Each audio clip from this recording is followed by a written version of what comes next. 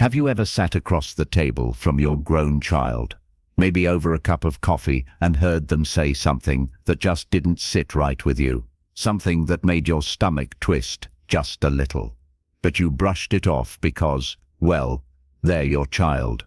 You love them. You've seen them grow from a baby in your arms to an adult with opinions, dreams, and struggles.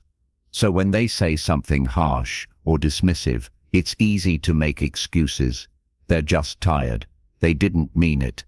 Maybe I'm being too sensitive. But what if I told you some of those phrases, those subtle, hurtful things they say, aren't just offhanded comments? What if those words are signs, clear signs, that the relationship is out of balance, and even worse, that it may be hurting you?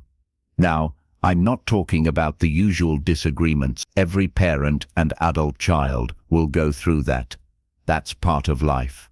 We all have moments of frustration or confusion.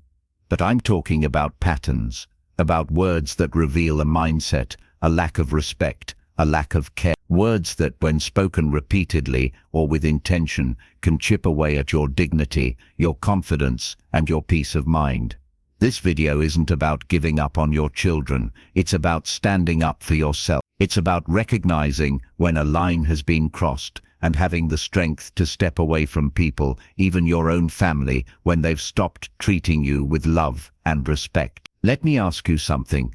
Have you ever heard your son or daughter say, "You were never really there for me," with bitterness in their voice, years after you've done everything you could, worked 2 jobs, made sacrifices, poured your whole heart into raising them? It cuts deep, doesn't it? It makes you question everything. But here's what I want to remind you. You are not perfect, but you gave what you had. And when someone refuses to acknowledge that, refuses to see your efforts because they're too focused on blame, you need to protect your peace. So let's talk about these phrases, the ones that don't just hurt, but reveal something bigger, something unhealthy. The first one is this: "You owe me." Now that might come in many forms. Maybe they don't say it direct. Maybe it's hidden in comments like, "After everything I've been through because of you," or "I wouldn't be struggling if you had done a better job." But the message is the same. You owe them your time, your money, your guilt. It's as if they're holding your love hostage, waiting for you to pay a debt you never agreed to. And that's not love. That's manipulation. You see, love from a child should be rooted in gratitude. It doesn't mean they can't express hurt or ask tough questions about the past. But when they demand repayment for the way they were raised, when they weaponize your role as a parent, that's when it becomes toxic. You don't owe your adult children your retirement fund. You don't owe them your emotional energy every single day, especially when it's being drained without care or appreciation. If a grown child is using guilt to control you, that's not family, that's emotional blackmail. The second phrase to watch out for is this: "You're just old, you wouldn't understand." Now that one stings in a different way, doesn't it?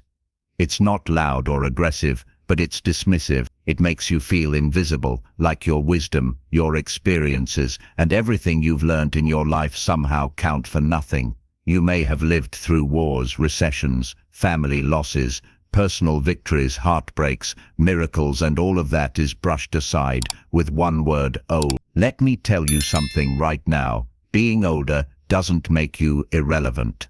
In fact, it makes you more valuable. You've seen what many haven't. You've survived what others can't imagine. But when your own child uses your age to silence you or ignore you, they're not being progressive, they're being disrespectful. Don't accept it. You have every right to share your opinion, your guidance, and your concern, especially when it comes from love. Age isn't a weakness, it's a strength. And if someone you raised forgets that, it's not your job to convince them. It's your job to protect your worth. Sometimes that means stepping back emotionally or even physically until they remember who you are and what you've given. The third phrase that should raise every red flag in your heart is this: "If you don't help me, I'll figure it out without you." At first glance, that might sound independent, even admirable, but listen closely to the tone behind it. Is it said with maturity, or is it a threat? Is it a declaration of self-reliance or an ultimatum meant to pressure you into doing what they want? Too often, adult children use this kind of language to manipulate. They create false choices. Either you give them what they want, or they walk away. And as a parent, that's terrifying. The fear of losing your connection with them, of being shut out of their lives, can lead you to give in again and again. But that kind of dynamic isn't built on love. It's built on fear, and love, real love, is never a threat. I need your help, and I appreciate it. Not, give it to me, or I'll leave. If your child is only close when they need something, if their affection depends on what you provide, then what you have isn't a relationship, it's a transaction. And you are worth more than that. You've spent decades building your life, your home, your memories. This stage of life is meant to be peaceful. It's meant to be filled with joy, rest, purpose, and genuine connection. Not demands, pressure, or walking on eggshells. I know it's not easy, walking away, even emotionally, from someone you love with your whole heart. It goes against every instinct you have as a parent. But sometimes, love means saying. Sometimes, protecting yourself is the most loving thing you can do, because it teaches the other person how to treat you. It sets a boundary that says, I will not be hurt like this. You're not abandoning your children by drawing a line. You're reminding them that respect goes both ways, that your value doesn't decrease with age, that your love is a gift, not a debt to be collected. And I promise you, the moment you reclaim your dignity, the moment you stop tolerating disrespect just because it comes from family, you'll feel lighter, freer, stronger. Now let's keep going, because there are still more phrases to talk about, and each one reveals something powerful about how we're treated and how we deserve to be treated. When someone you love starts to treat you like an afterthought, when their words carry more control than care, it's not just disappointing, it's exhausting. And if that person happens to be your own child, it's heartbreaking in a way that few people talk about. Let's keep going, because what we're uncovering here could save you years of heartache and emotional strain. The next phrase to be cautious of is this one: you're the reason I turned out this way. Now, I know that parenting comes with Every single parent, no matter how loving, has moments they wish they could do differently. That's part of being human. But when an adult child constantly blames you for who they are today without ever taking responsibility for their own choices, it becomes a cycle of blame, and it's a heavy burden that no parent deserves to carry forever. You might hear it in moments of conflict, or when they're going through a tough time. Maybe they say, if you had been more supportive, I wouldn't have anxiety, or if you'd raised me differently, I'd have a better life now. And again, because you're their parent, it hits hard. You start questioning every decision you made, every time you said no, every sacrifice you thought was the right one. But here's the truth. Raising a child doesn't mean you take on lifelong guilt for their adult outcomes.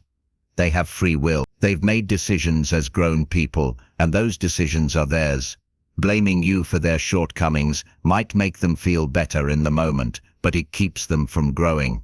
It keeps them stuck, and it keeps you trapped in a cycle of shame. You didn't raise a perfect child, just like you weren't a perfect parent. But if you raised them with love, tried your best, and kept showing up even when things were hard, then you've done your job. The rest, that's on them. Don't let them hang their life around your neck like a chain. And if they continue to do so, despite your efforts to support them and move forward, if they can't have a single conversation without dragging you through the past, then it may be time to take a step back. Not because you don't care, but because you care too much to keep letting them hurt you this way. Now, the next phrase might come out during heated arguments, or sometimes even in a moment of cold calm, and it's this one: you never really loved me. If you've ever heard your child say this to you, I want you to stop and take a deep breath right now, because I know that cuts deep. That one sentence can feel like someone took everything you've ever done, every hug, every meal cooked, every late night waiting for them to come home, and threw it all out the window. But let's be clear, that phrase isn't just hurtful, love isn't always perfect, And sometimes love doesn't look the way people think it should. Maybe you weren't overly affectionate, maybe you weren't always available, but you gave what you. And love isn't measured by grand gestures, it's measured by consistency, by showing up, by sticking around, by making the hard choices even when they weren't appreciated. For someone to erase all of that with one phrase, it's not just unfair, it's a form of emotional attack. It's often used to win an argument, to make you feel so devastated that you give in, apologize, or beg for forgiveness for things you didn't even do. You cannot spend your golden years defending yourself to someone who has chosen to forget your love. If they're willing to weaponize your heart against you, that's not a child seeking healing, it's someone looking to control. And sometimes the strongest act of love is letting go. You don't have to keep proving yourself to someone who has already made up their mind. Real love doesn't need to be convinced, it can see even when things aren't perfect. If your child truly loved you, they wouldn't try to rip your heart out with words like that. They wouldn't want to see you cry. They wouldn't want to be the source of your pain. Which brings us to another phrase that reveals so much more than it seems. You're just being dramatic. This one might not sound as cruel at first. It might even be said with a laugh. But make no mistake, it's a form of dismissal. It's a way to silence you, to downplay your feelings, to make you feel like you're overreacting every time you speak your truth. And let's be honest, how many times in life have you been told to quiet down, to toughen up, to not make a fuss, especially as you've gotten old? Maybe you've noticed your opinions don't carry the same weight they once did. People interrupt more, they talk over you, they nod politely but don't really listen. So when your own child brushes off your feelings with a smug, "You're just being dramatic," it reinforces a painful idea that your emotions don't matter, that your perspective is outdated, that your voice doesn't belong in the conversation. But let me tell you right now, your voice matters more than ever. You've lived, you've learned, you've endured, you've loved, and your perspective isn't dramatic. It's rooted in experience. It's rich with meaning. And when someone, especially someone you raised, tries to make you feel small for expressing your truth, that's not just disrespect, that's silencing, and you do not have to accept that.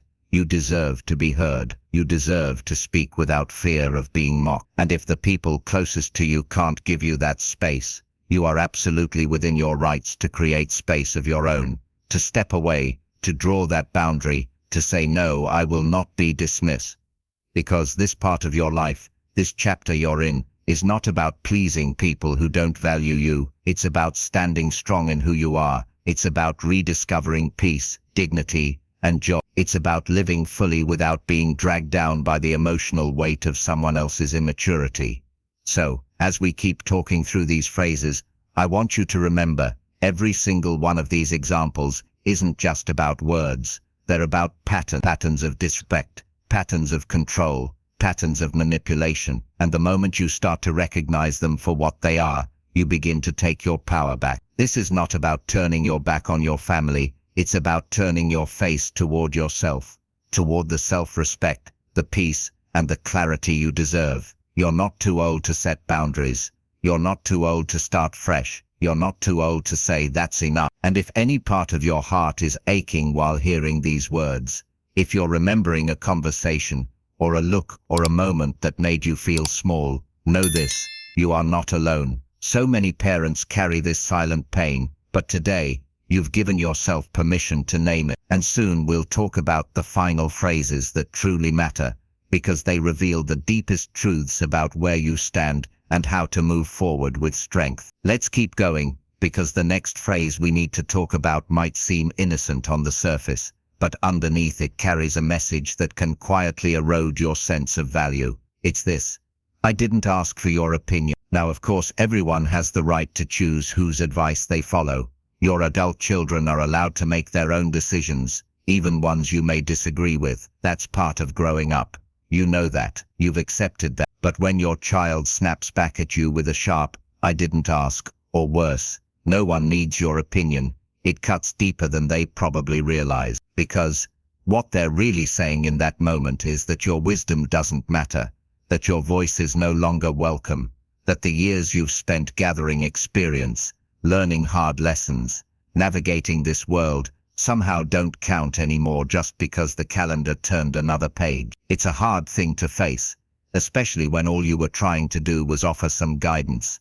Not because you think you know better, not because you want control, but because you love them, because you care. And when someone shuts that down cold, when they act as if your insight is a burden rather than a blessing, it creates a wedge that doesn't just divide, it isolates. If your child constantly silences you, brushes off your thoughts, or makes you feel like your presence in their life is conditional based on how quiet you stay or how much you agree with them, that's not mutual respect, that's control. And no parent, no matter how old, deserves to be pushed to the sidelines of their own family. You're allowed to have opinions, you're allowed to speak, and even if they don't take your advice, they should be able to hear it without contempt. A respectful adult child doesn't have to agree with you, but they should always honor your place in their life. If they don't, you need to ask yourself, are you showing up for a relationship that no longer shows up for you? Now, we've saved perhaps the most painful phrase for last, and I want to speak on this with care. It's the moment your child says, "You're the one who needs help, not me." Now there's a context where this might be said out of concern. Maybe you've been struggling, or they think something is wrong and they want to help. That's one thing, but too often, this phrase is used not out of love, but as a deflection, as a way to dodge their own accountability, by turning the focus back on you. Let's say you're trying to address an issue. Maybe it's the way they treat you, maybe it's how they speak to you, or how they've been showing up, or not showing up, in your life. And instead of hearing you out, they say, "You're the one who's crazy. You're the one who needs help. You're overreacting." And that's not care, that's gaslighting. And it's dangerous, because the moment you start questioning your own reality, your own feelings, your own memory of events, you become vulnerable. You become easier to manipulate. You start shrinking, doubting, apologizing for things you never did wrong. And that's exactly how emotional control works. So, let me remind you of something very important. Needing support is human, but being told you need help as a way to silence you, to shame you, or to shift blame, that's not support, that's an attack. And when it comes from your own child, it's even more damaging, because they know exactly where your soft spots are. If a conversation leaves you feeling like you're losing your grip on what's true, like you're always the problem, like nothing you say matters, unless it aligns with their version of events, you have every right to step back. You are not required to stay emotionally available to someone who uses your love against you. Now, if you're still with me, still listening, still nodding quietly to yourself, I want to tell you something that might feel long overdue. You deserve respect, not just tolerance, not just polite conversation. You deserve real respect, the kind that sees your heart, your effort, your history, the kind that listens when you speak, the kind that honors the fact that you are the reason your child is even here today. And I know some of this has been hard to hear.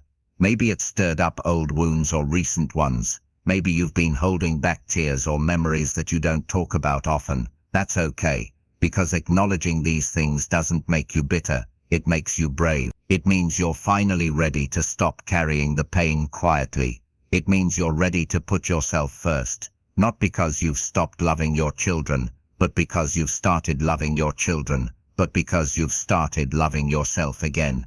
So where do you go from here? You start by honoring how you feel. You stop brushing things under the rug just to keep the peace. You give yourself permission to draw lines. Maybe that means fewer phone calls. Maybe that means saying no to last-minute demands. Maybe it means having one final conversation that begins with, "I won't accept being spoken to that way anymore." And maybe in time, they'll come around. Maybe they'll see what they couldn't see before. But even if they don't, you will have chosen dignity over damage. You will have chosen peace over people-pleasing. And that, my friend, is one of the most powerful decisions you can make in this season of life. You've earned your rest, you've earned your voice, and you deserve to spend your years surrounded by people who see your value, not people who question it. If this message has touched something inside you, if it's helped you see your situation a little more clearly, Please take a moment to share your thoughts in the comments below. You never know who else might be reading and feeling the exact same thing. And if you found this helpful, give the video a like and subscribe to my channel. We're here to support you with honest, meaningful conversations that help you stand tall, live well, and love yourself more every single day. Here's to protecting your peace, honoring your worth, and walking forward with strength. Because you are not alone, and you are not powerless. You are a person of experience, of resilience, of deep love, and you deserve a life that reflects that. Here's to living your best life at any age. I'll see you in the next video. Stay strong.